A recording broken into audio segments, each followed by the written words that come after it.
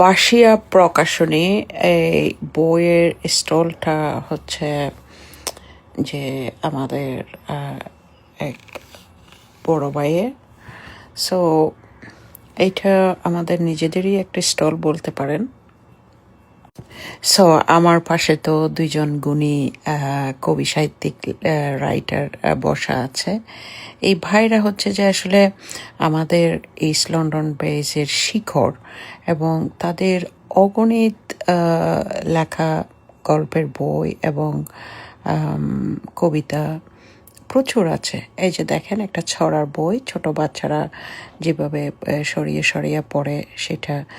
So আমরা এই যে বইমেলাটার মধ্যে আপনাদের তো সব কিছু এত বিস্তারিতভাবে দেখানো আসলে যায় না বা হয়ে উঠে নাই, তবু তো চেষ্টা করছি অনেকভাবে দেখানোর জন্য যে বাংলাদেশের লোকেরা যেভাবে করে, হ্যাঁ, যে আমাদের দুই কবি হাসতেছে। সো ওইখানে আওয়াজের জন্য আসলে সব কিছু বলা যায় না। সো বাংলাদেশে বাঙালিরা যেভাবে যে ইংরেজির প্রতি, ওরা বাংলার জন্য যুদ্ধ করে মুখে বলে, কিন্তু রিয়েলিটি হচ্ছে ওরা যেভাবে ইংরেজির প্রতি ঝুঁকে পড়ে, বাচ্চাদেরকে স্কুলে থেকে শুরু করে, ইংলিশ স্কুল থেকে শুরু করে একটা কম্পিটিশন শুরু হয়। সেখানে আপনারা দেখেন যে আমরা যারা বিদেশে থাকি তারা বাংলা ভাষার জন্য কত কিছু করে বাংলা শেখানোর জন্য, এবং নেক্সট জেনারেশনদেরকে, ছোট ছোট বাচ্চাদেরকে যেন বাঙালিত্বটা কিছুটা দিয়ে যেতে পারে, কালচারটা দিয়ে যেতে পারে, বাংলা দুইটা অক্ষর দিয়ে যেতে পারে, বাংলা শব্দটা, বাংলায় কথা বলা, বাংলায় বোঝা। সো এগুলা আমাদের বাঙালিরা সবাই চেষ্টা করে। আমিও তার ব্যতিক্রম ছিলাম না। আমিও আমার বাচ্চাকেও গতবার এই বইমেলাতে নিয়ে আসছিলাম। এই বইটা মধ্যে অনেক কিছু লেখা আছে বাংলাদেশের সম্বন্ধে, অনেক গুণী ব্যক্তিদের সম্বন্ধে। এটা আপনারা যদি নেন, পড়েন, এটি স্টল থেকেও নিতে পারবেন। এই ভাইদের এখানে তো আপনারা অনেকে চিনেন, ওনাদের সাথে যোগাযোগ করলেও নিতে পারবেন। সো দেখেন কতগুলি বই ওনারা লিখেছে। তো যাই হোক, আমার বাচ্চাকেও আমি ওই যে বললাম, গত বছর আমি বইমেলায় নিয়ে আসছিলাম। আমিও চেষ্টা করেছি। এখন চেষ্টাটা যে যার মতন করে, সবার মতন করে চেষ্টা করে, এই আর কি। সো এই ভাই এই কবিতাটা লিখেছে, এই বইটা আমি হঠাৎ করে, এই ভাই তো অনেকগুলো কবিতার বই আসলে আমি খেয়াল করি নাই।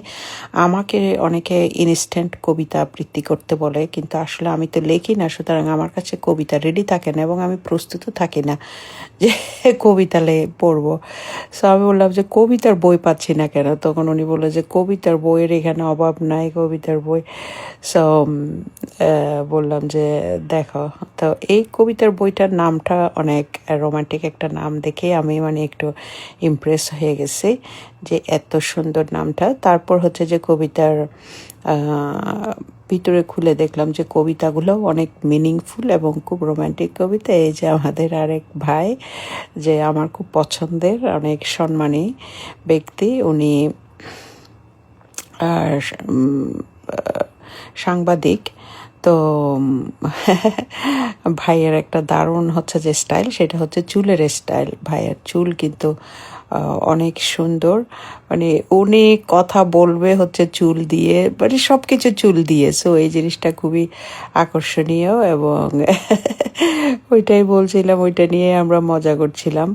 সবাই আমরা আন্তরিক একজনের প্রতি একজন। দেখেন, আমরা বাঙালিরা, আমাদের ভিতর কোনো ভেদাভেদ নাই। আমরা কোন দেশি, কোন জায়গার থেকে, কি হয়েছে, কোন গ্রাম, কি, এগুলা কোনো কিছু নাই। এখানে আমাদের একটাই পরিচয় যে আমরা বাঙালি। আমরা একজন আরেকজনের প্রতি সব সময় অনুগ্রহ থাকি, সব সময় আন্তরিক থাকি।